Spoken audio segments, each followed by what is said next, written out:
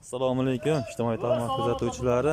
Mana navbatdagi darvozamizni Namangan viloyati Uchqo'rg'on tumaniga olib kelib o'rnatdik. Mana bu darvozamiz oldidan qisqacha obzorini qilib o'tkazamiz.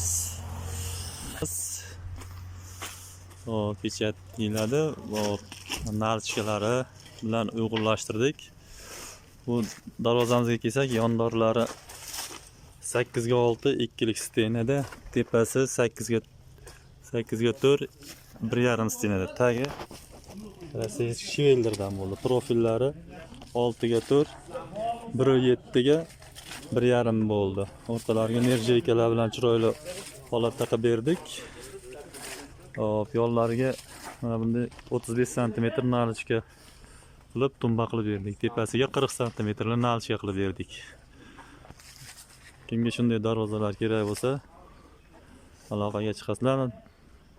Nomerlarimizni qoldiramiz akalar.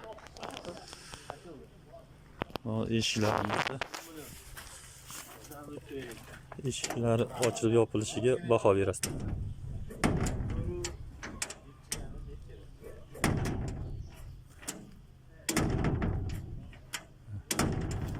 O'ta go'zal holatda o'rnadi.